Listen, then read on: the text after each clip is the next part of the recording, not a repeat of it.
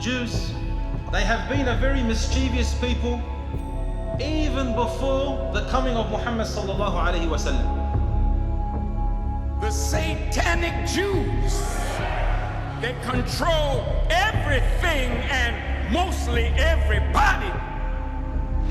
طبعا انا قاعد افكرك من شوف بيصير افتح الواتس تبع كل وين شوف كيف القتلى شوف كيف قتلت فيديو يابا ابنك قتل يهود هاي دخلت في يابا الله اكبر مصداقا لحديث نبينا محمد صلى الله عليه وسلم تقاتلون يهود حتى يقول الشجر والحجر يا عبد الله يا مسلم هذا يهودي ورائي تعال فاقتل.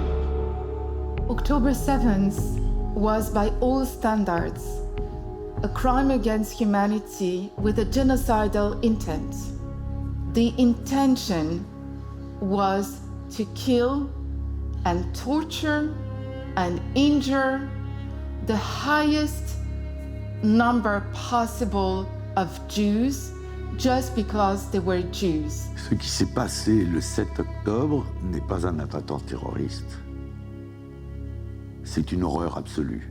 Ça relève d'une pathologie mentale civilisationnelle qui vise à terroriser, humilier, assassiner et faire disparaître. It wasn't even terror attacks.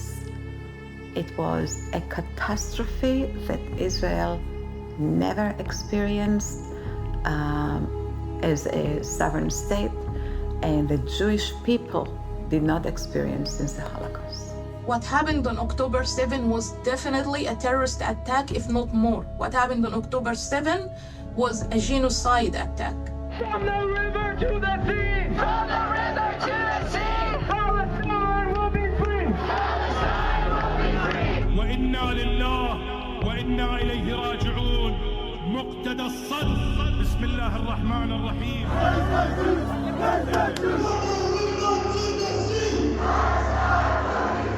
My late father, already in 1948, in the War of Independence, heard those Arab gangs assaulting Jewish places with a shout, "Idbah al-Yahud," slaughter the Jews.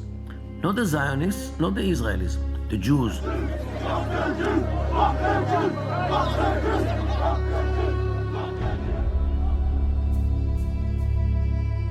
It reminds me of the Holocaust by bullets, systematically using the bullet to exterminate the highest number of Jews that is very comparable to the tactics of the Einsatzgruppen.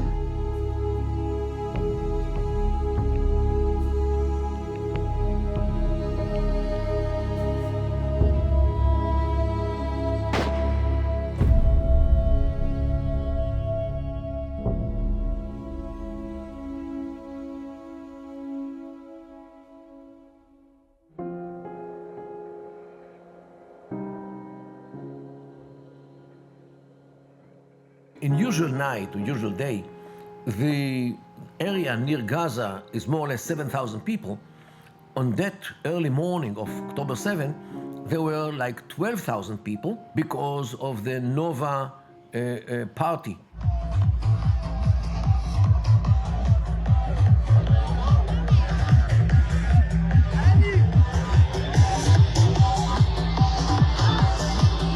It was also a holiday in Israel. A lot of people are on vacation, a lot of soldiers are not in the army. The outposts in the border are poorly occupied by soldiers. It's a holiday. And to add all on top of all this, there was a huge festival going on in Israel in an open area, almost unguarded, that Hamas perhaps saw as an opportunity to go and massacre. They heard it from Gaza because it was very loud, and actually their spies, who they were sending to the Israeli places, kibbutzim, moshavim, to work, they actually saw the preparations. 6 in the morning, it's already sunlight, means that the kids, the boys and the girls, cannot run away because they are being seen. They were easy prey. for the jihadists of Hamas.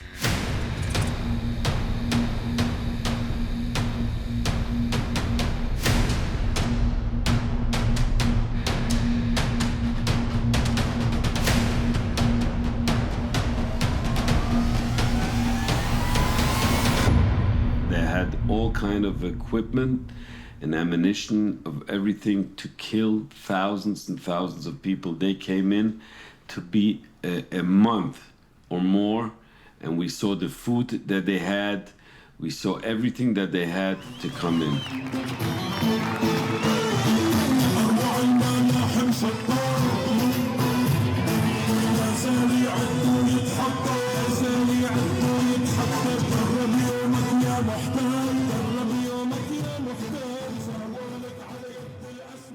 War was planned by Iran, but not as a war between Hamas and Israel, but a big war between Israel on one side and 50 militias which operate in Iraq, 17 militias which operate in Syria, a big militia in Lebanon, which is Hezbollah, the Houthis in Yemen, and Hamas and Islamic Jihad and more organizations in Gaza. However, Hamas started a war by themselves against the will and the order from Iran.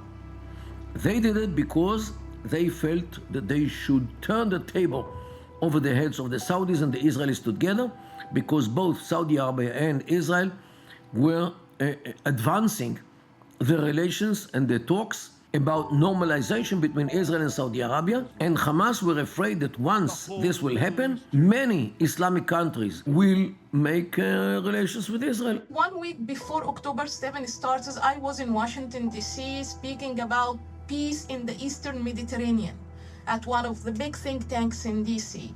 And I was on the panel. I am Egyptian. On my right, there was someone from Turkey. On my left, there was a speaker from Israel. And the three of us were very optimistic about the Eastern Mediterranean, about the peace, the normalization, the economic projects that can come out of it. And we were very, I would say, optimistic, but also in a very naive way. Because only 1 week after that, Hamas did the unthinkable. For 25 years, I didn't only follow the Palestinian arena, I met Palestinians, I even met Hamas senior members. I spoke with their own language. I read their books. I read Hamas books. Open space sources, media. I'm speaking about newspapers, radio, internet, social media, TV stations, everything. And the basic headline from all those sources was jihad, jihad, jihad.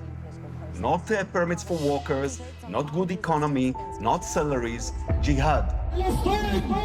من البحر إلى النهر ولن نعترف بإسرائيل.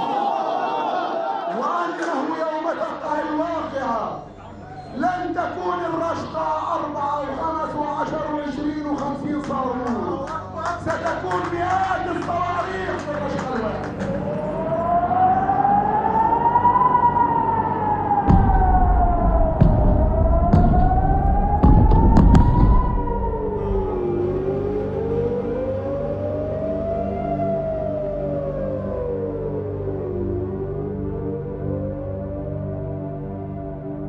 On October 7th, at 6 p.m. in the morning, I was woken up by the astounding alarms of the sirens. And I got up very quickly. And I have 3 daughters. And my little girl, a 7-year-old little girl, she bumped into me, asking, "Mom, what is happening? What is happening?" My oldest, who serves in the army, brought 15 of his friends who joined us for Shabbat. And at 6 o'clock in the morning, 6:30 in the morning, I see them all up. Usually these kids sleep until noon. They all were up. And when I asked what's going on, they say, "Nitzana, there is a war."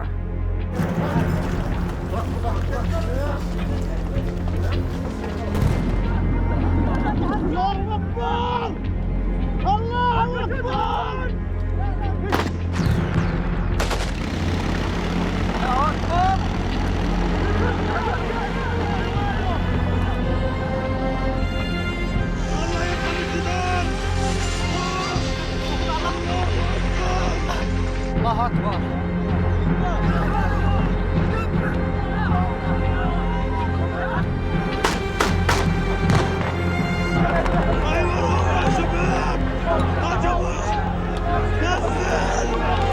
بسم الله. يلا يلا. بسم الله فاتحين.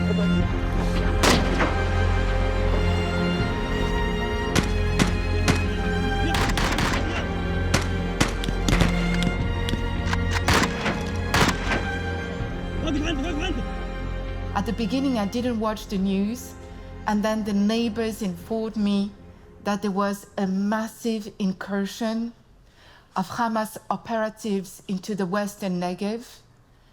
And I suddenly understood that the scenario that Israel feared most, that was supposed to happen on the northern border, we were preparing for a mass invasion of Palestinian and Hezbollah operatives on the northern border. That nightmare scenario was taking place in the western Negev.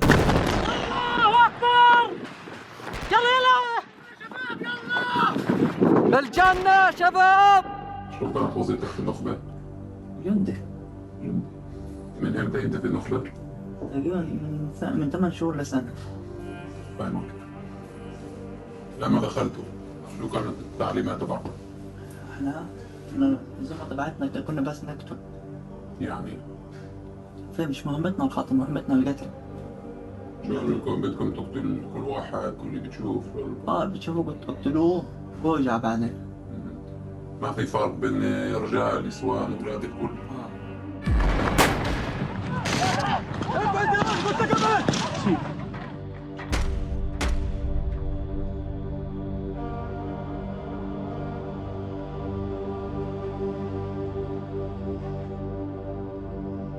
الله أكبر والعزة للإسلام والمسلمين. الله أكبر. الله أكبر.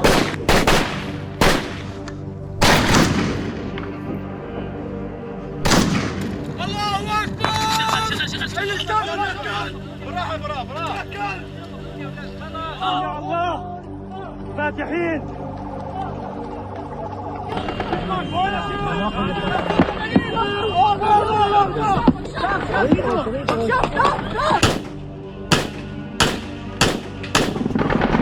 طخش وقف. يا اخوانا توزعوا. واحد يطلع فيها خلص.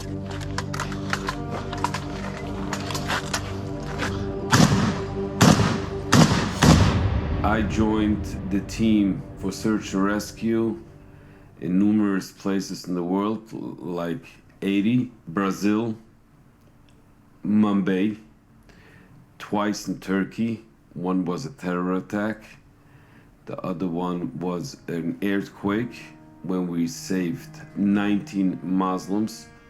Comparisons with October 7th and every other incident, there's no comparison at all. The second week of the war, I went to meet a 92-year-old Holocaust survivor that he used to work with Dr. Mengele in the Holocaust by testing people. This was the worst. When I showed him the pictures that we have, the images, and what I told him what we saw, he started to cry and told me, Yossi, this was not in the Holocaust. We did not see that.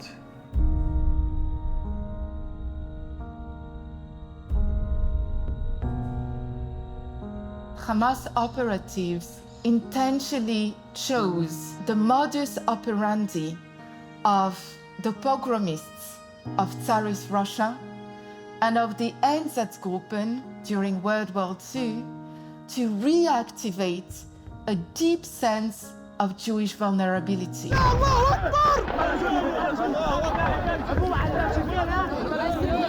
It is the first massacre in human history that is transmitted on live, in Facebook, in Telegram, on social media platforms. Talk with your country. Talk to him. We are here. Hamas, Katab al-Qassam is here. لفوا جد. איפה ג'ק? החבר'ה של החמאס כאן, בתוך הבית, אני ארוי כרגע ברגל. אנחנו כאן עם הבנות. ידיים על האוזניים. רציתי שילדיי תישאר בחיים. לא יהיה סיכוי שהיא תחזור. לא יהיה סיכוי שהיא תחזור. לא מות. רילקס. No, his sister, my sister died. Les nazis utilisaient la psychologie, à droite, à gauche, etc. Là, c'était l'humiliation par la douleur, l'humiliation devant les enfants, devant les amis, devant les parents. Il y a une intention là qui dépasse encore celle de la Shoah.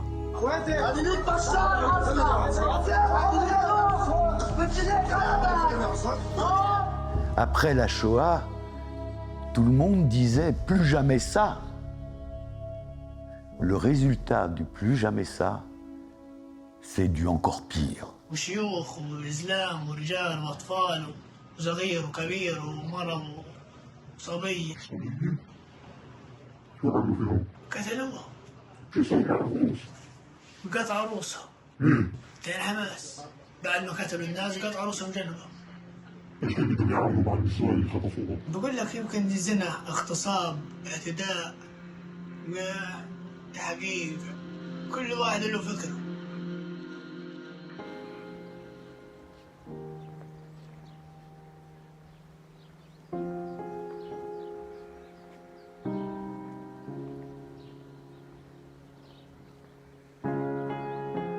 ובשעה 2 דופקים בדלת, ומופיע החבר שלי, גם מפיקוד העורף, והוא משמש גם ככונן באחד ארגוני ההצלה, ואומר, תראה, יש אירוע גדול, רוצים שתבוא.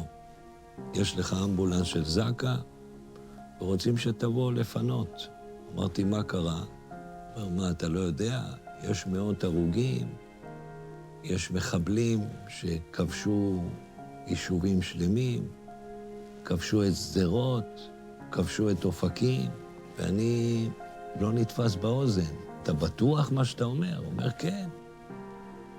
יש מאות של חיילים הרוגים ואזרחים הרוגים, וצריכים שתבוא דחוף לפנות.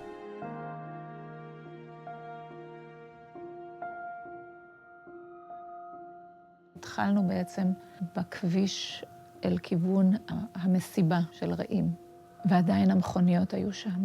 היו שם מאות מכוניות, חלק שרופים, ירויים, הרוסים, פתוחים, עומדים בכל מיני פוזיציות משונות לצידי הדרך, ואנחנו רואים ציוד, המון ציוד, ועגלת תינוק, ומחצלת, כיסא תינוק, תיקים, כל מיני פריטים אישיים של אנשים שיצאו לקמפינג.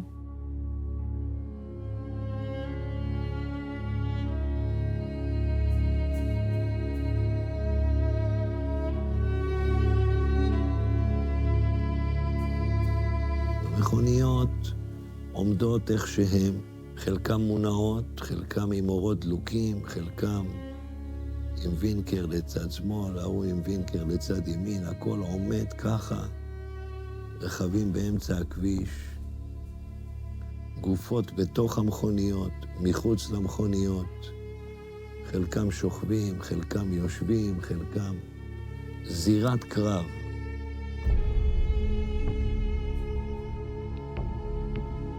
ואז אנחנו מגיעים לאזור המסיבה. זה היה נראה כאילו תכף יכולה להתחיל פה מסיבה. זאת אומרת, הכל היה שם עדיין. יש לי פה הרוגים. 1, 2, 3, 4, 5 הרוגים. יש פה מישהו. יש לי פה שוטרת. יש לי שוטרת הרוגה פה. יש בפנים? אוי ואבוי. אוי ואבוי. וכמובן מיד המחשבות עוברות למה באמת היה פה. ואני ככה מסתובבת, סופגת את כל זה פנימה. אני לא חושב שבאמת אפשר היה להבין.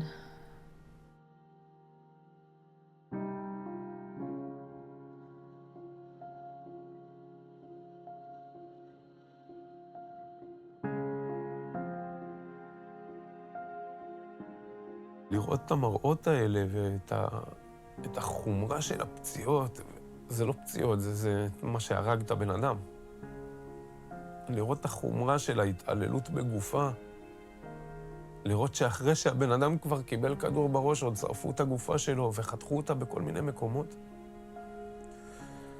זה לא דברים שתיארתי לי שאני אפגש. שם צריך ארכיאולוגים בשביל למצוא את הגופות. שם צריך לפנות שפוכת של הרס בשביל לגלות עוד חתיכה של איזו ילדה נהדרת. זה לא מצב של לפנות בית מאנשים חיים. אז החבר'ה שם אמרו לי, פה אתה באמת בגיהנום. שמה לדוגמה מצאנו במקום אחד שיניים. היו מספר אירועים של שיניים, שיער, קרקפת, עצמות, הרבה דם, הרבה דם. אתה רואה גופות שכל המשפחה נמצאים ביחד. ואתה רואה גופות, ואתה חושב רגע, באותו רגע, מה קרה לאותה משפחה שכולם נמצאים ביחד? הם ניסו להיות ביחד כי הם יודעים שזה הרגע האחרון שלהם. אתה רואה, כאילו ראינו גופות שעלו במדרגות בשביל אולי לנסות לעלות לעליית גג, כי הבית שלהם עלה באש, ומצאנו אותם שרופים. ואתה שואל את עצמך, מה עברו לאותם אנשים באותם רגעים אחרונים, שהם מבינים שזה הסוף?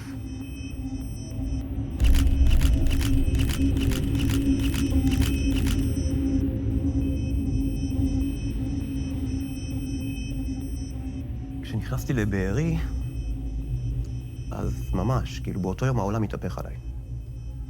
בוא נגיד שעד אז, כאילו אמנם אמרתי, ראיתי כאילו זירות איומות, כבישים, מלחמה. ראיתי מלחמה. כשנכנסתי לתוך הבתים עצמם, או אפילו שהלכתי, אני זוכר שהלכתי באיזושהי נקודה בבארי, ואני רואה בחורה קשורה עם הראש, כאילו כמו פלנלית כזאת, משהו, זה לא היה משהו ברזל, זה היה כאילו, הראש שלה היה קשור לעץ, כאילו העיניים והראש שלה ככה, ידיים כפותות לאחורה, ערומה כביום היוולדה.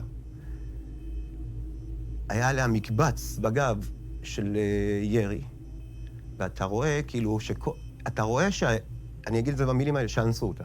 כאילו, אנסו זה הדין, לדעתי, למה שעשו בגוף הזה, כן? أول شيء ما تخرجش على الملوية بعدنا وفي الشيشة قعدنا في الأوضة وكنا طمع وشربنا مية قعدنا بعدين وقفنا نسمع صوت صغار شو الصوت سمعته؟ صوت تمتمة صغار ومش عارف شو طحنا في البيت احنا تقدر سامعني عشان افهم؟ عياط ولد صغير زي هيك كأنه ايش؟ سوي انت؟ ولد بعيط اوكي طخيت انا وطخ احمد ابو كمال طخينا على الباب لحد ما بعدين بطلنا نسمع صوت. אנשים חשבו שהמקום הכי בטוח שלהם בבית יגן עליהם, ולא. גם מצאת גופות שרופות בממדים,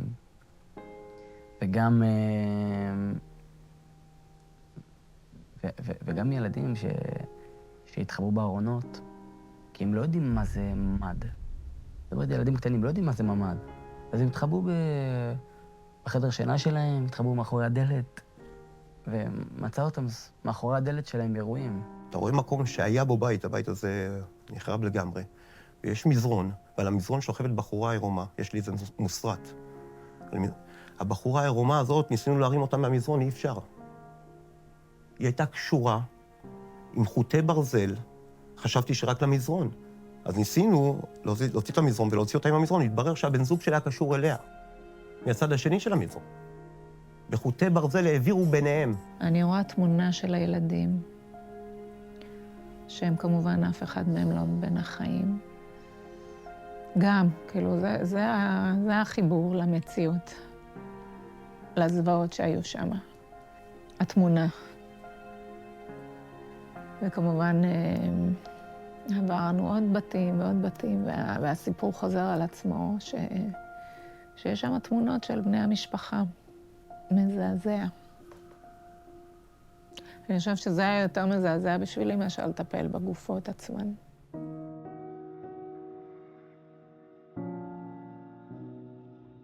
I was asked a lot of all kinds of trying to denials, just to look in their own cameras what they did by beheading people and by burning people, and we have that on their own video from them pouring gasoline on a live person while he's begging for his life and just burning him alive. Or having a car that they have 4 or 5 people in that car and just adding flammable equipment, it should come to 4,000 degrees. Nothing has been left over, only ashes. Taking a young mother and just butchering open her stomach, stabbing the baby in the head, a young pregnant woman. And while the 7-year-old child is in the room and asking for his life and is being slaughtered in that room, that young mother saw what they did to the baby. We came into a house, we saw the father and mother, there were hands tied to the back. Yes, they were cut out body pieces. And against them, there was 2 children with the same position. They were cut body pieces. In the kindergarten of the kibbutz of Be'eri, there was dried blood on the floor. And this was mixed blood of adults and children. Because when the Hamas operatives entered Be'eri, accompanied, and I insist, by over 1,000 Palestinian civilians. Civilians took a massive part in the massacre.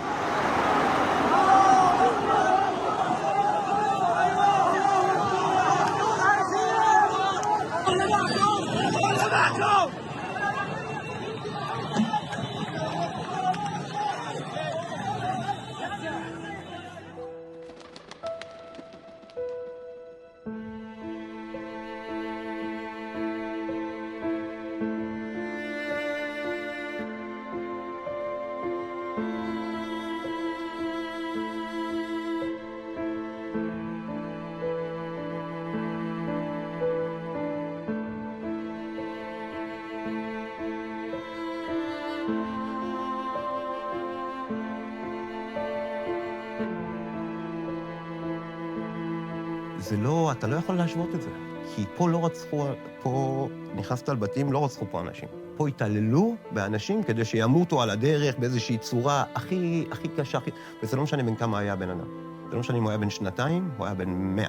אין הבדל. היו ילדים בלי ראש וידיים, והיו מבוגרים אותו דבר.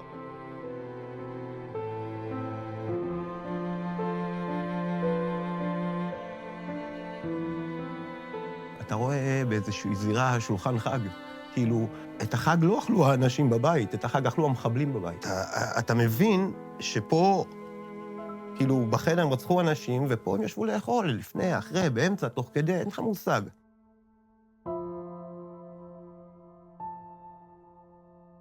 لأنه في غزة اللي باخد أسرى له مكافأة.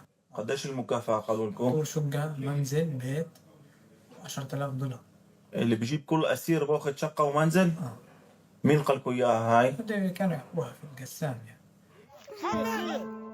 خمسين معاه. هات مع أسير. مروان روحت معاه بمروان. مروان هات معاه هات شو هات. مروان.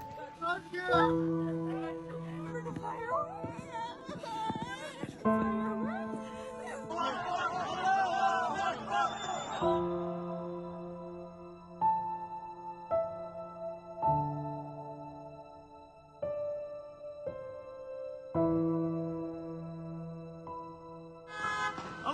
أكبر الله أكبر الله أكبر يا شباب ولا أحنا الله أكبر. حتى إذا ما قدر الله سبحانه وتعالى وجاء موعد نصر الله والفتح انطلقنا بكم وبفلذات أكبادكم بأبنائكم لنغسل العار عن هذه الأمة ونطهر المقدسات إن شاء الله.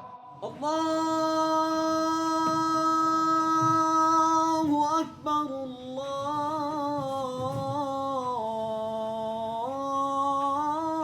الله أكبر. أشهد أن لا إله إلا الله.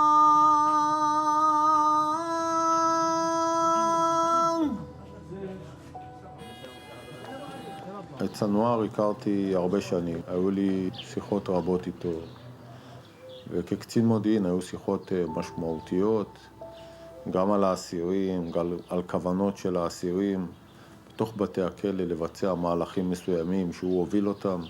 ב-2004 אני הייתי מהרופאים שהבחנו את האירוע המוחי שהיה לו, ופינינו אותו לבית החולים. ובכך גם הצלנו את החיים שלו. אז מי שמגדיר אותו פסיכופת הוא עושה לו הנחה. הוא בעצם אומר, מה שהוא עשה, הוא לא היה מודע למה שהוא עשה. זה בן אדם שחולה בנפשו, לוקה בנפשו. זה לא נכון. סנואר הוא לא פסיכופת. סנואר ידע בדיוק מה הוא עושה. זה חלק מתפיסת העולם שלהם. זה חלק מתפיסת העולם של האחים המוסלמים. זה חלק מהג'יהאד כנגד היהודים. שמבחינתם אין לנו זכות קיום פה. معنويات الشباب يا ابو باده. دعوات يا اخواني يا شباب. في حدا؟ في حدا؟ يا خد ساترك خش. خد ساتر يا بيض. If you read Hamas Covenant that was published in 1988, the first paragraph is Hamas is the Palestinian branch of the Muslim Brotherhood. First of all, they were actually a social system or a civil infrastructure. And you know, this is the heart of every Muslim Brotherhood movement. First of all, it's not a jihad. Ahmad Yassin, the founder of Hamas, he preached to his people, to the members of the Muslim Brotherhood in Gaza, that we are a very special branch of the Muslim Brotherhood. In contrary, different to the Muslim Brotherhood in Egypt and in Jordan, who are focused only on the social aspect, but they do not involve in military activities. We are different because we are confronting the infidels, El Yahud, the Jews, and this is the case we face.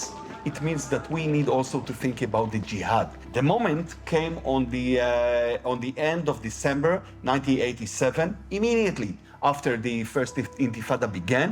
Ahmad Yassin actually took advantage of this event and declared about the establishment of Hamas, Harkat al-Mukawama al-Islamiyya, the movement of the Islamic resistance. Supposedly, it was just the small brother of the Muslim Brotherhood. However, over the years, it aligned with countries, with states, with other organizations globally. First, it aligned with Iran. Despite the gap between them, Iran is Shiite, Hamas is Sunnite, yet Iran adopted Hamas and used it as its proxy in the southern part of Israel. Qatar, as a country that funds any terror organization on earth, aligned with Hamas and funded it, supported it, hosted its leaders in its territory. So these are main countries. Turkey, recently under Erdogan, who became Muslim extremist, adopted Hamas. אני דיברתי עם אסירים מכל הארגונים, מהפתח, מהחזית העממית, מהג'יהאד האסלאמי ומהחמאס. חמאס מנהל נגדנו מאבק שהוא מאבק דתי, הוא לא מאבק לאומני. להבדיל מהפתח, הפתח זה ארגון שנקרא תנועה לשחרור פלסטין. ברור שהמאבק שלהם הוא מאבק לאומני. חמאס זה חרקת מוקאומה אסלאמיה, תנועת התנגדות אסלאמית. אין פה את האזכור של המילה פלסטין. סנואר כשהשתחרר ב-2011, הוא שם צעיף ירוק. הם שמים, מניפים דגלים ירוקים, לא דגלים של פלסטין.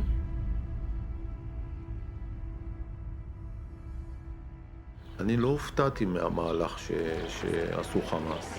זה היה ברור שהם מחכים לרגע, שהם יזהו חולשה של ישראל והם יתקפו אותנו.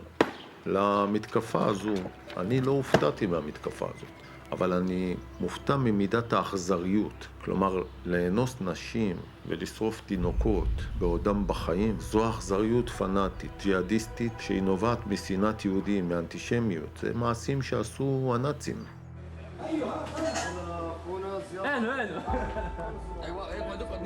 כששאלתי אותו האם כדאי לחטוף חייל כדי לשחרר 300 או 400 אסירים, האם שווה כבר לשלם מחיר של אלפי הרוגים, גם מחבלי חמאס וגם אזרחים, בשביל לשחרר 300 אסירים? מה ההיגיון? אז הוא אמר לי, ולא רק הוא, כל אסירי החמאס, שימותו גם 20,000. ימותו 20,000 כדי לשחרר 300 אסירים.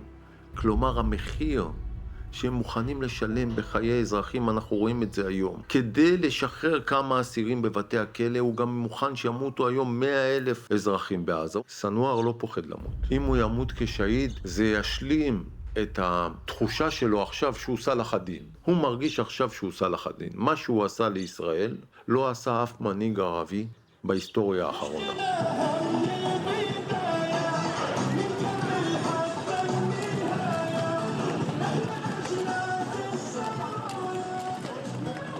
October 7th is the only and single massacre of the 21st century that has been almost immediately contextualized. It is important to also recognize the attacks by Hamas did not happen in a vacuum.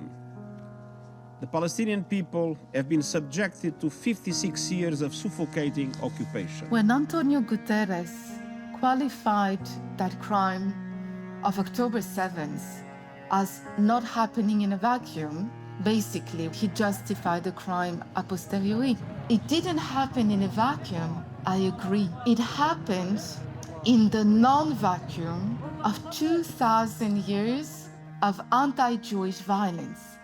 Basically, what we saw on October 7th was the quintessence of anti-Jewish violence.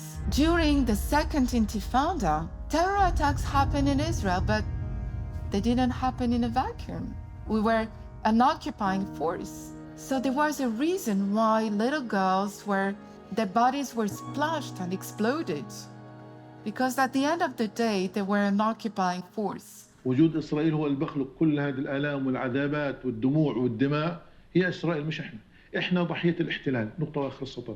لذلك ما حدا يلومنا، إحنا شو اللي بنعمله. في 7 أكتوبر، في 10 أكتوبر، في مليون أكتوبر، إحنا اللي بنعمل مبرر. It is justified، مبرر. The third echo that comes to mind is of course Daesh. Why? Because they decapitated people, they dismembered bodies, they mutilated bodies, they mutilated genitals. So there is something about this Islamist fundamentalist, extremely violent act that was reproduced in the October 7th massacre. There was indoctrination of the whole population and mainly the youth, the young generation, really to consider the Jews and the Israelis as beasts or insects or not humans. And the results of this indoctrination was October the 7th.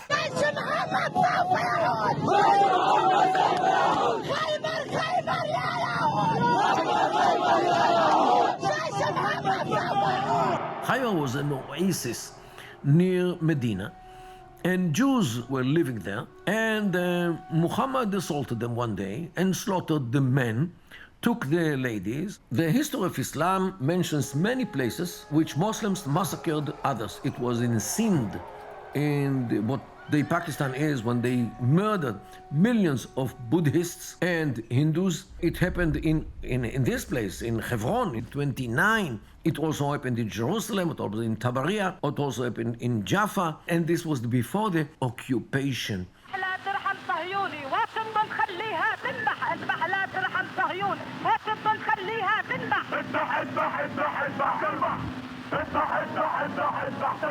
Il y a eu des centaines et des milliers de pogroms dans le monde musulman. Et aucun pays musulman n'a été épargné. We also saw the massacre of Christians in Lebanon, for example in Damour, and this is actually one of the long series of massacres in Lebanon, which also you can look at the revenge which Christians took against Muslims, against the Palestinians, in Sabra and Shatila later. The problem with massacres is not only a result of Islam, it's also part of the tribal culture of the Middle East. The tribal culture, it is very old, way much older than the Islamic creed, because tribalism in the Middle East is the name of the social gain. The Turks committed horrible genocide against the Armenians, and they still commit war crimes against the Kurds, but they will never admit that they made it. In Jordan, more than 50 years ago, the Jordanian regime slaughtered more than 20,000 Palestinians. They will never admit that it was done. And according to many polls that were committed during the last half a year, I mean Palestinian polls, 92% of the Palestinians, they do not believe that the horrible events of October the 7th took place. Mainly in the Arab media, they did not mention anything about the attack on civilians. They only said it's just another clash between Israeli soldiers and Hamas militants. And if you live in the region like me, actually this piece of news we hear every now and then, so it's not a big piece of news. According to Islam, any land has only one-way ticket to enter Islam, not to get out of Islam. This is why, by the way, Spain should return to be Islamic. The island of Sicily should return to be Islamic. Large parts of the Balkans, all the way up north to the gates of Vienna, where they were defeated in September 11, 1683. And of course, this land, Palestine, which was occupied in the 7th century by Muslims, should remain forever as Islamic land. The Jews themselves, the people, they should live as dhimmis, under the yoke of Islam, under the rule of Islam. A Jew has no right to a state, army, police, government, or any other manifestation of sovereignty. Jews should pay the jizya, means skull tax or head tax, while they are humiliated, as it is stated in the Quran. Jews, as of the 9th century, should bear yellow patch. This was invented in Baghdad of the 9th century, not in Germany of the 20th century. By the way, Christians should have a patch in the color of pink. Il y a une continuité dans l'exécration des Juifs et leur humiliation permanente, ce qui est le statut de dhimmi. Il y a une continuité, d'ailleurs, entre le mouvement nazi et ce qui se passe aujourd'hui. Il y a une vraie continuité historique. Le personnage clé, c'est Amin al-Husseini, nommé grand moufti de Jérusalem par les Britanniques. Cet homme va lancer toutes les guerres, y compris les pogroms anti-juifs, dans sa guerre contre les Britanniques. Mais il ne revendiquait pas une indépendance de la Palestine. Il revendiquait le rattachement à la Grande Syrie. En 1936, il y a un monsieur qui avait fui la Syrie française à cause de ses activités terroristes, qui s'appelle Ezzeddine al-Qassam, qui va lancer avec Amin al-Husseini les grands pogroms de 1936, dans lesquels d'ailleurs il va mourir dans les grottes autour de Jenin. Amin al-Husseini à Jérusalem avant-guerre était tout le temps fourré chez l'ambassadeur nazi à Jérusalem. Sichtlich die Tatsache entgangen, dass Palästina zurzeit ja gar nicht von deutschen Truppen, sondern von Engländern besetzt ist. Und mit brutalsten Gewaltmitteln in seiner Freiheit beschränkt und seine Unabhängigkeit gebracht wird. Und zugunsten jüdischer Eindringlinge die grausamsten Misshandlungen erduldet. Après la guerre d'Europe, un nombre considérable, il n'y a pas qu'Aloïs Brunner en Syrie, des dizaines et des dizaines de dignitaires nazis se retrouvent dans les pays arabes. Beaucoup d'ailleurs se convertissent à l'islam. Il y en a beaucoup en Syrie, il y en a beaucoup en Égypte. Et ils travaillent dans le renseignement, dans la propagande anti-juive. Ils étaient plutôt experts. La continuité de l'idéologie nazie allait très bien au mouvement islamiste.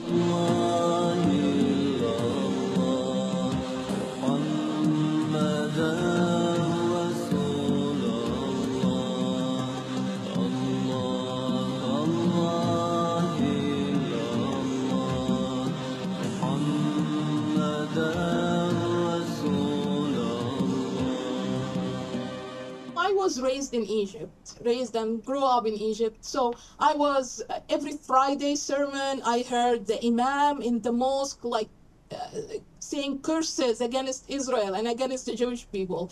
On the Egyptian media, I always saw in things like, TV shows and movies, and so the Jewish people were always demonized in a certain way, and Israel was always called an enemy. سنقاتلهم وسنهزمهم وسنستأصل شأفتهم فلا يعود على ظهر الأرض يهودي واحد.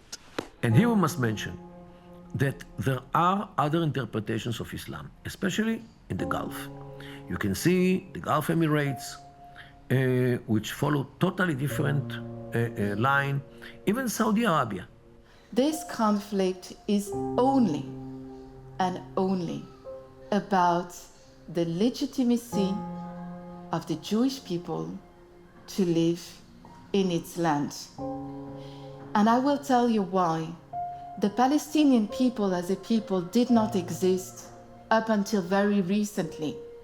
And the Palestinian movement, in and by itself, was in fact a movement that was triggered, strengthened, empowered by external global powers. And the first one of them was the Soviet Union.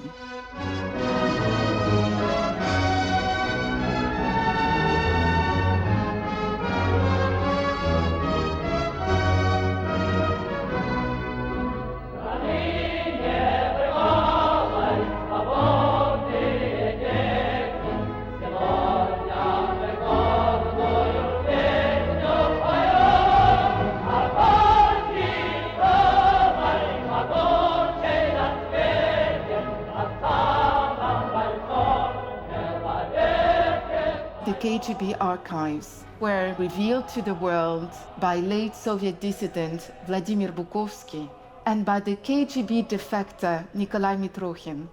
Both of them published the confidential documents revealing the intimate relationship between the KGB and the Popular Front for the Liberation of Palestine. The intimate relationship between the Palestinian movement and Soviet Moscow was multifaceted. Yasser Arafat himself was actively supported by the KGB and by Soviet officials. KGB, which was totally disappointed with the state of Israel, which in the beginning was a socialist country, but little by little it became more and more Western. The Arabs, of course, and others decided to create something which will be against the Zionism, against the Jewish people, against the Western colony, as they called it, here in the Middle East. And they invented the Palestinian idea in order to fight the Zionist idea, especially in the West. PLO has never changed, neither its charter nor its plans. And they don't even have any problem to show their plans. Look at this scarf. This is the Palestinian flag. On one side, it says in Arabic, Al-Quds Lana. Jerusalem is ours. On the other side is Palestine. What it says here, Palestine means Palestine, from the river to the sea. So where is Israel? We create a new people. And instead of being the refugees, to be fighters. This is very important. This idea of a Palestinian people, this modus operandi of struggling via massive terror attacks. At the beginning, it was a Soviet idea. It was an idea that was conducted to contain and crush the Zionist entity in the Middle East and contain the so-called US imperialism in the Middle East. إنما الحقيقة هي أن هذا مشروع استعماري لزرع جسم غريب في هذه المنطقة. The entire world is presenting Mahmoud Abbas or his movement as a viable alternative to create a Palestinian state. But the very DNA of that movement is one of state, official, institutionalized Soviet anti-Semitism and anti-Zionism combined with a very strong denial of the Holocaust. كانوا يبكوا على المحرقة الكاذبة أيام هتلر وهي لم تكن بهذا العدد الكبير وأريد أن أنوه أنها كانت أكذوبة. نعم هي كانت أكذوبة وتآمر كثير من الإسرائيليين أو من اليهود مع هتلر حتى يكون بوابة إلى فلسطين من أجل جلب المستوطنين. Quand on nous parle de frontières de 67, on se fout de notre gueule. Il n'y a pas de frontières de 67. Il y a une ligne d'armistice de 49. Les Arabes n'ont jamais voulu signer la paix. Comme ils n'ont jamais voulu un État, ils l'ont refusé en 37, le plan Pile. Ils l'ont refusé en 47. Ils l'ont refusé en 67, les trois noms de Khartoum. Ils l'ont refusé en 2000. Et les Occidentaux ne veulent pas voir ce qui se passe. I killed myself to give the Palestinians a state. I had a deal they turned down that would have given them all of Gaza, all of Gaza, between 96 and 97% of the West Bank, compensating land in Israel, you name it.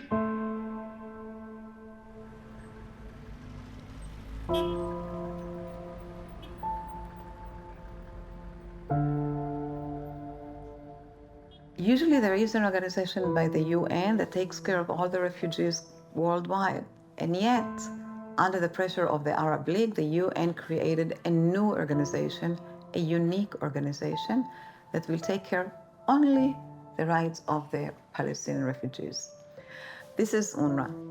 But instead of taking care of the refugees, what UNRWA was doing is stopping them from integrating into the new places that they went to, stopping them from finding jobs in the areas that they went to, stopping them from marrying other people in this area, stopping them from rehabilitating their life. Why? Because they wanted to keep them in a status of refugee. They told them that they are refugees and will forever remain refugees until the time they go back to their homes in Israel.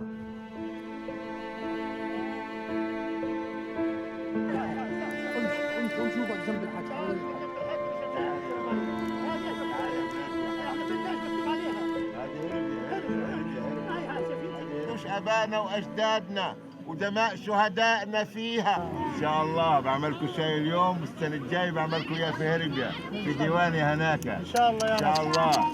من أي مدرسة أنت؟ بيت حنون الابتدائية للاجئات. إن شاء الله حترجعوا لبلادكم. من أي بلد أنت؟ وأنت؟ كلكم من بيت حنون. الله الله الله. بيت حنون برضه فيها الارض كثير في ال 48 محتلينها اليهود. باذن الله. بدلوها بالفلوجه. باذن الله هعملكم استضيفكم السنه الجايه زي هالجيتي في ديواني في هربيا ان شاء الله وهي محرره. قولوا امين. Je rappelle que pour avoir le statut de réfugié, il fallait démontrer qu'on habitait dans la région depuis 2 ans. Depuis 2 ans seulement. Pas beaucoup, hein? Et surtout une iniquité absolue, notamment à l'égard de ces fameux Arabes de Palestine. Le statut indéfini de génération en génération de réfugiés. Ça veut dire que les Arabes de Palestine n'ont d'autre avenir possible que d'être réfugiés ou de détruire Israël. So now, instead of 600,000 refugees that fled Israel in 1948, today there are 6 million of them living in dismal state, in refugee camps in Gaza, in Judea and Samaria, in Lebanon and Jordan, waiting for the day to exercise their right of return in Israel. Ça a des conséquences gravissimes et la vraie question, les créateurs et les accepteurs de cette situation, l'ont-ils accepté sciemment ou étaient-ils cons au point de ne pas voir que c'était là une bombe à retardement? Quoi, les gens les plus intelligents de la planète, les diplomates les plus férus, les mieux formés, ne voient pas? Oui, ce statut unique a été volontaire de la part de la communauté internationale. On October 7th, we learned that UNRWA actually takes part in destroying Israel. 12 employees of UNRWA participated in the massacre.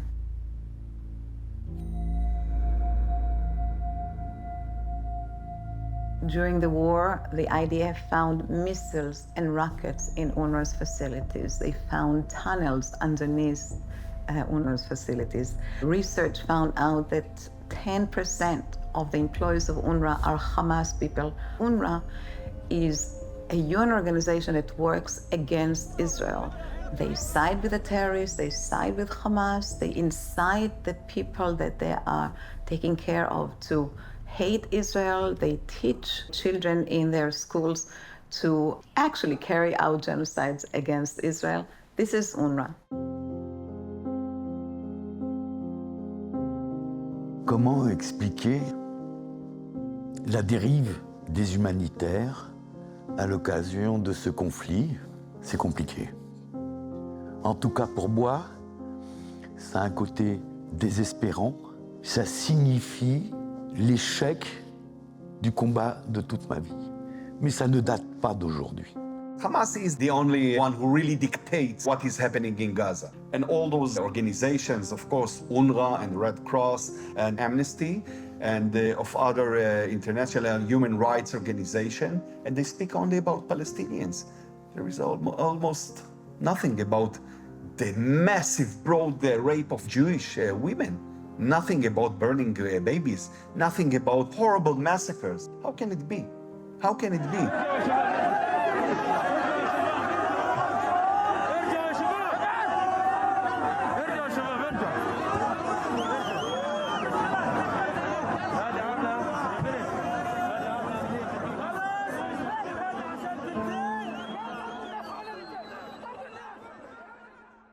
Prenons le cas de la Croix-Rouge. 1859, bataille de Solferino. Un jeune voix passe par là, mais il est effaré par le massacre, effaré par l'abandon sans soin des blessés sur le champ de bataille.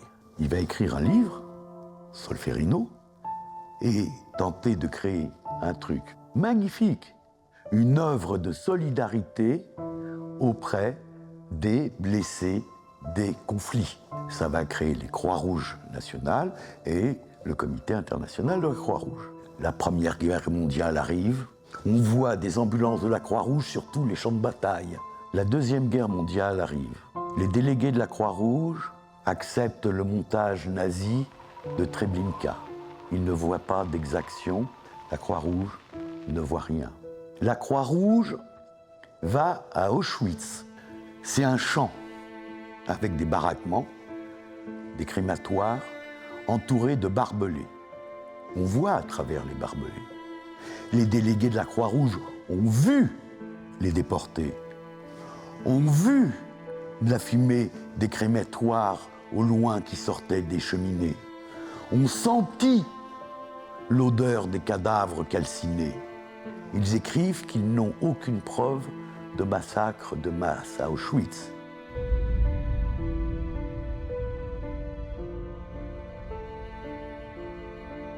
« 1945, le vice-président de la Croix-Rouge internationale s'appelle Folke Bernadotte. Folke Bernadotte veut faire un convoi maritime pour évacuer des déportés vers la Suède. Il trouve des Français, des Russes, des Polonais. Il n'a pas trouvé un seul Juif dans les camps de déportation nazis. Pour le récompenser, il deviendra médiateur de l'ONU au Proche-Orient. This is a world sometimes you don't believe you live at. Since the day of the independence war, the UN constantly is working against Israel. The General Assembly is against Israel. The Security Council is against Israel, unless United States there to watch for us, to issue veto decisions. The Security General is constantly ruling against Israel. The UN Human Rights Commission is against Israel. The Red Cross, which is a UN organization, is against Israel. I can't give it another word, but simply anti-Semitism. To draft Resolution L30 before us today, we are deeply concerned by its many problematic elements, too many to name in full. For example, there is no specific condemnation of Hamas for perpetrating the horrific October 7th attacks. Neither is there any reference to the terrorist nature of those actions. While we appreciate the addition of language calling for the immediate release of hostages, unfortunately, the text makes no distinction between hostages who were brutally abducted by a terrorist organization that heeds no international law, whose whereabouts are unknown, and who, according to credible UN reporting, are likely experiencing repeated sexual violence, and detainees whose fate is regulated and governed by legal processes. Let me be clear, these groups are not equivalent.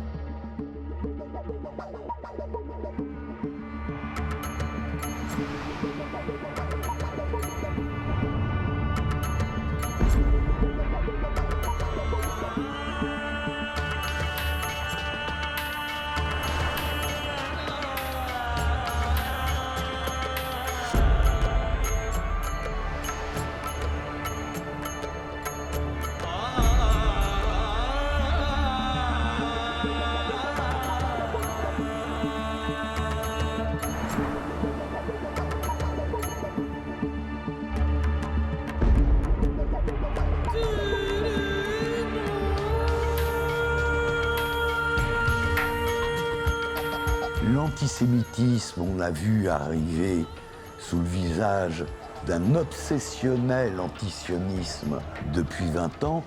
Il y a eu en 2011 une histoire terrible. En Ouganda, un camion d'essence explose. Il y a des problèmes ophtalmologiques.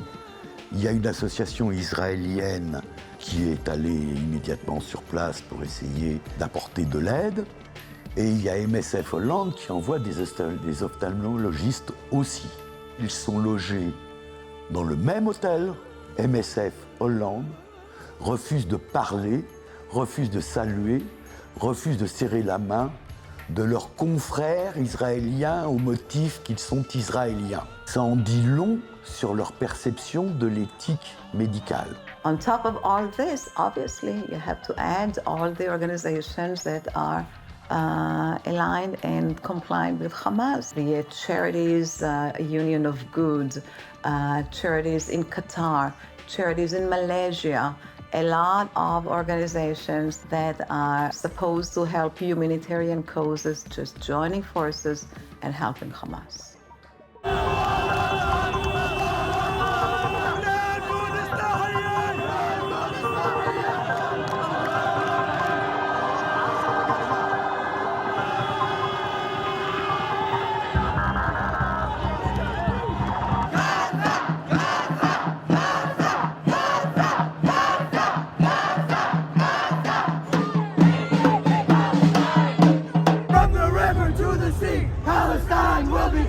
You can find anti-Jewish sentiment in two environments. One is the European Christian Western environment, and the other one in the Arab Islamic Eastern environment. There is a meeting or combination of Islamic, Arab, Eastern Jew hatred, which migrates to the West. And this way, you have an amplification of the hatred of Jews by both environments, which are today combined together. In the streets of Paris, for example, this is what you hear.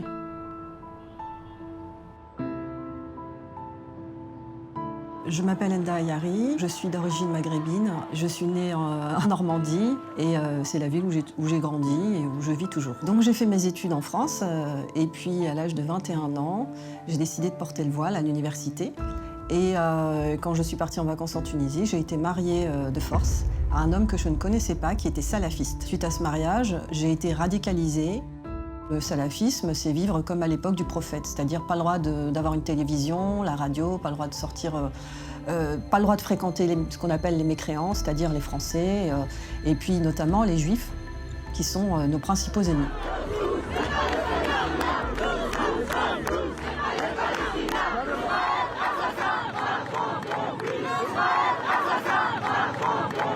It's a whole culture that is based on other values, other moral, other ways to define, you know, human existence. The peace agreement between Egypt and Israel is one of the greatest things that happened in history. But unfortunately, this is not the opinion of the Arabs. This is not the opinion of my own family, for example, of my own neighbors.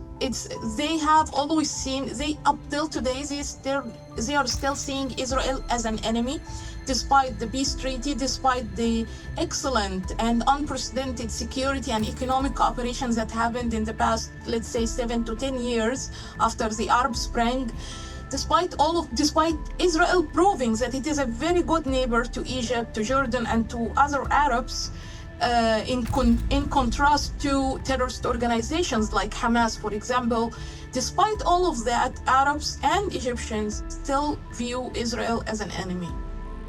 Dans la doctrine islamiste, que ce soit le salafisme ou bien les frères musulmans, l'antisémitisme est une obligation. On ne peut pas être considéré comme un bon musulman si on n'est pas antisémite, parce que les juifs sont vraiment considérés comme les pires de tous. On ne les considère pas comme des êtres humains normaux. On attise la haine à leur encontre en utilisant les textes religieux de manière à manipuler les musulmans.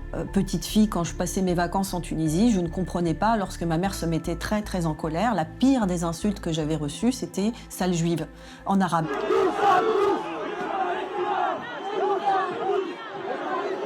J'ai pris la décision de quitter mon ex-mari parce qu'il me maltraitait et surtout parce que mon ex-mari voulait que mes deux enfants, mes deux fils deviennent des djihadistes. Quand je lui ai posé la question si nos garçons devaient faire le djihad en Palestine, il m'a dit oui, c'est une obligation.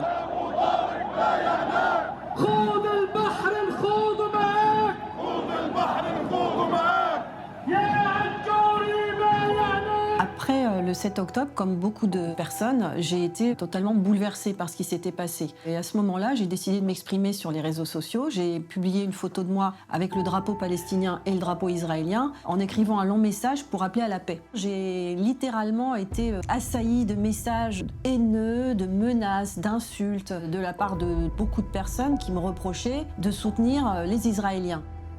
If you watch carefully about the demonstration that took care in many capitals of Europe, you will see that the leading force of those demonstrations are the Muslim communities in France and UK and Sweden and other places. And it means that the society itself is being changed. Because, you know, it's not only a matter of, yeah, we are with Gaza and not with Israel. It's a matter of values.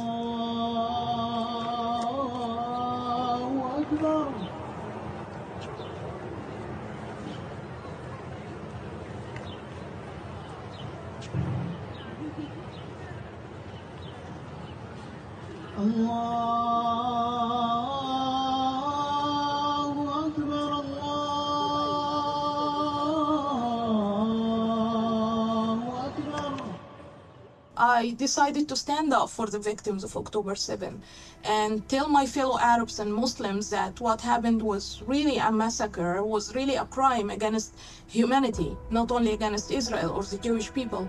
But sadly, I received a horrible backlash from my fellow Egyptians, fellow Muslims, fellow Arabs. Some of them even went as far as going to my mother's home looking for me, and they wanted to inflict physical harm on me as a punishment for me not being a good Muslim in their opinion. And sadly also it didn't stop at that point. Even the Egyptian government decided to join the extremists in chasing me, and they started to file claims against me, accusing me of spying for Israel, and eventually I had to leave my home country. Ce qui m'a encore plus choquée, c'est le déni à l'égard des femmes israéliennes qui ont été victimes de viols et de tortures. Et c'est vrai que c'est quelque chose que j'ai pas compris, parce que j'ai moi-même été victime d'un viol, et c'est vrai que quand on libère sa parole, c'est très important aussi sur le fait d'être entendu et soutenu. Most of these women who were raped and abused were killed either during the rape or immediately after the rape. Some women were even raped after being killed, as it was reported. So those reports are useful, but they will not be able to cross the role of this ideological resistance of woke culture that makes a difference between Jewish and non-Jewish victims. لا سبية سبوها سبوها رجعها. On the morning of October 7th, Hamas brutalized, bound, burned, murdered, beheaded, and sexually assaulted young girls and women in Israel. They raped young girls at a music festival and threw their dead, naked bodies into piles on top of each other. They rape women and teenage girls with such force and mutilation that medical examiners found them with shattered pelvises and missing organs. They raped the dead bodies of women. They dragged women through the streets and paraded them as their conquests to cheering crowds. Rape was a premeditated, orchestrated, deliberate tactic of war.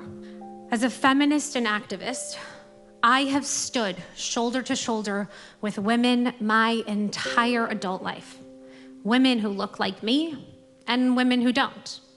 Together, we were the first to sign Me Too. We marched at the original women's marches. We advocated for the safe return of the girls kidnapped by Boko Haram.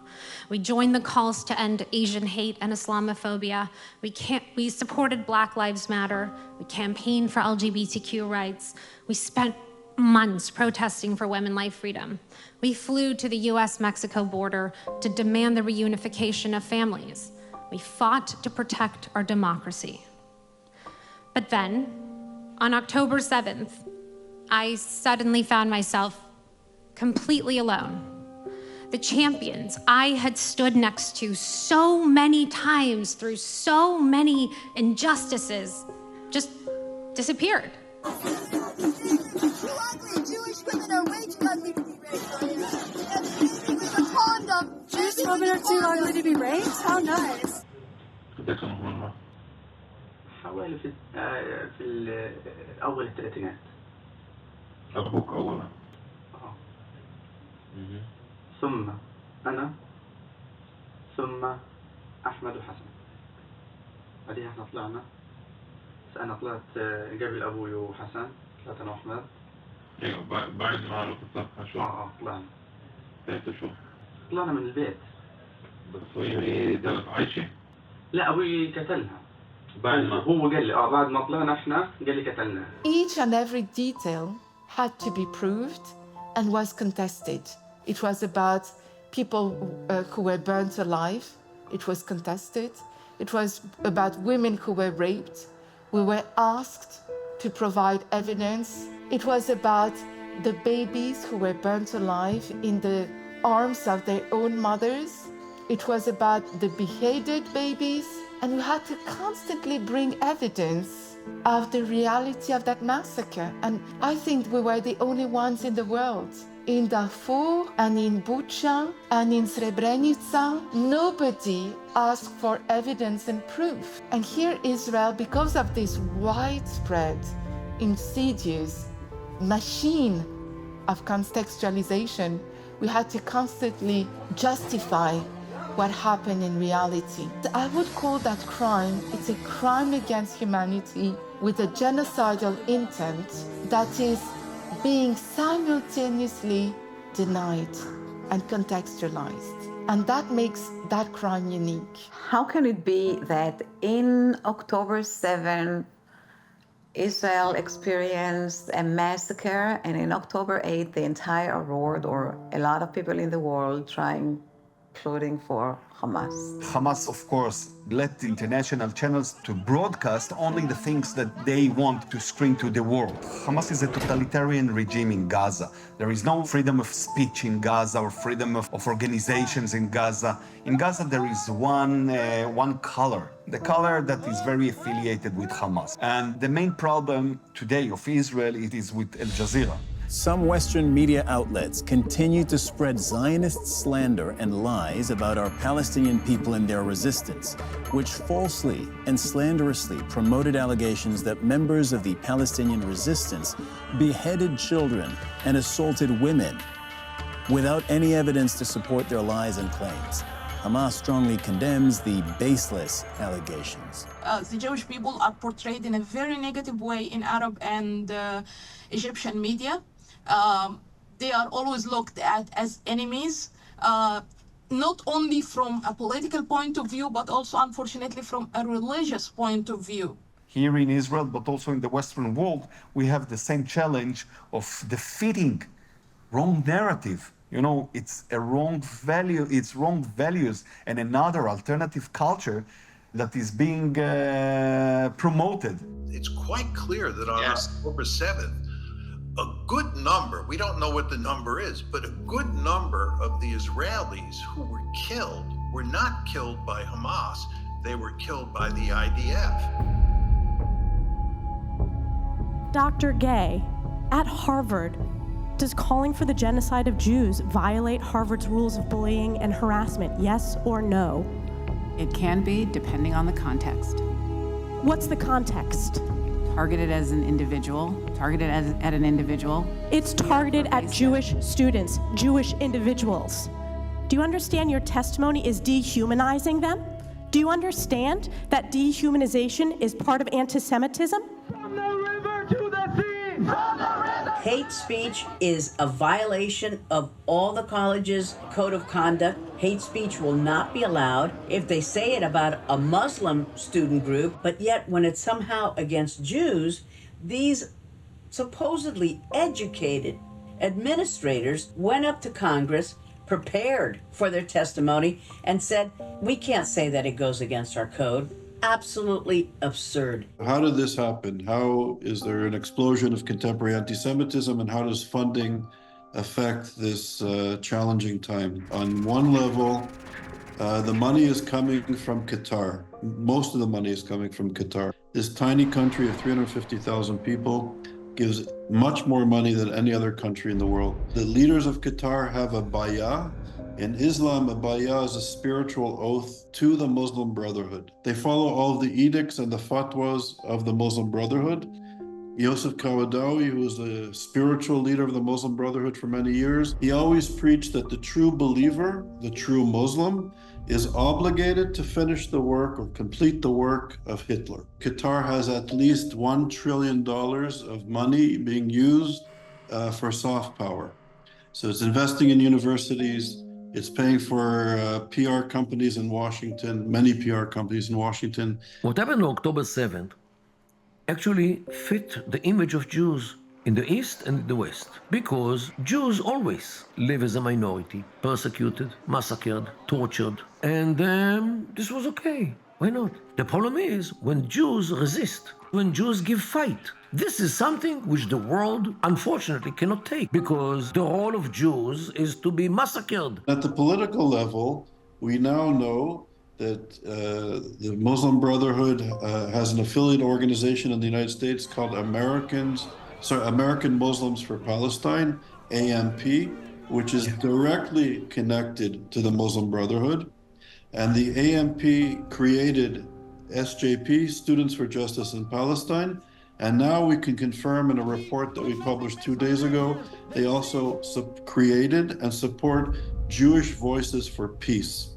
After October 7th, what have we seen? A rebirth of anti-Semitic acts, a rebirth of hatred against Jews and hate speech. How disgusting is it that we have seen campus after campus where the displays against Israel are protected by campus security, and when the Jews or the pro-Israeli young people of those universities want to have a rally or want to have a display, they say, no, this is an incitement to violence. You've got to remove that display. On October the 9th, these groups that have been operating on behalf and with the support of the Muslim Brotherhood at more than 250 campuses in North America, as these portrayed as these, anti-colonial, progressive, anti-racist student organizations, they went immediately.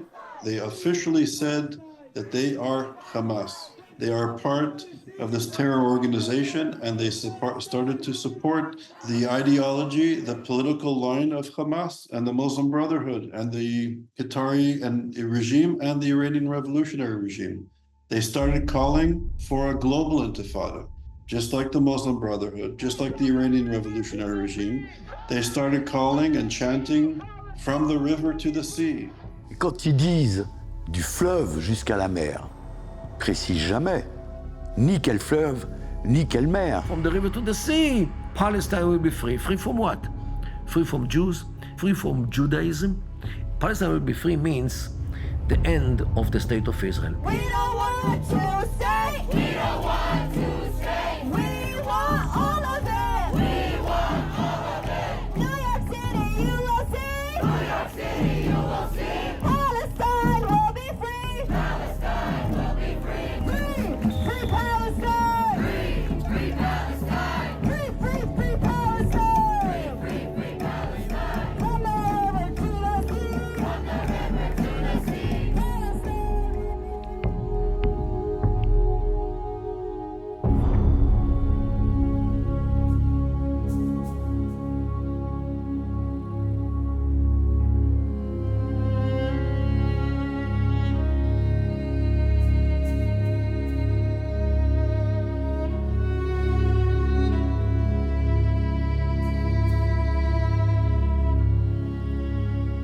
After October 7th, what have we seen? A rebirth of anti-Semitic acts, a rebirth of hatred against Jews and hate speech. And the hate speech starts and then it becomes hate action, because all of this hatred, all of this verbal abuse against Jews and Israelis will result in a murderous act.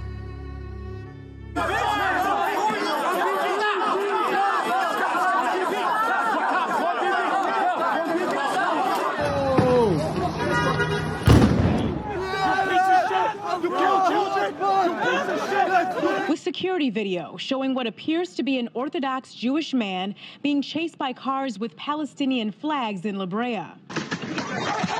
And an LAPD hate crime investigation following an attack in Beverly Grove, allegedly started after a group of people yelled anti-Semitic slurs.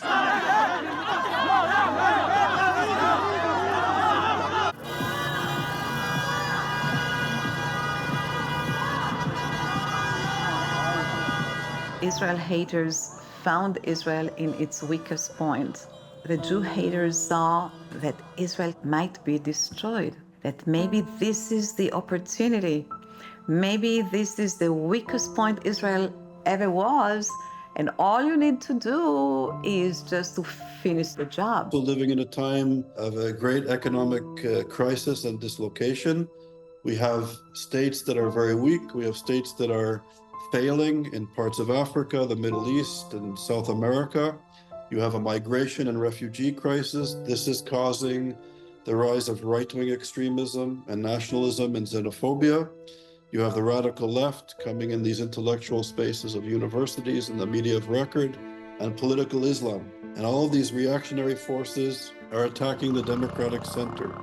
And all of these three very different social movements use anti-Semitism as a core element of their ideology, and it's almost the fuel, that's the gas that's driving these social movements. The voices of the bad people who are calling for hatred, for anti-Semitism, for a continuous fight between Muslims and Jews, and even between Muslims and Christians, despite their voices are very loud right now, I am sure that they are not influential at all. And the good people, the number of the good people who are calling for peace, who want better relations, who want to live like normal human lives, are much bigger in numbers, and they are even more willing to act and to do work in support of peace. October 7th revealed, and I would say reactivated, the inner strength of the Jewish people. And this strength is about the clear understanding and awareness of the solitude of Israel. But we have to remember that the future leaders of the United States and other democratic countries, the next generation, are learning this hatred as a form of legitimate intellectual discourse. So our future leaders are going to be, influenced by this horrible anti-Semitic, anti-democratic worldview.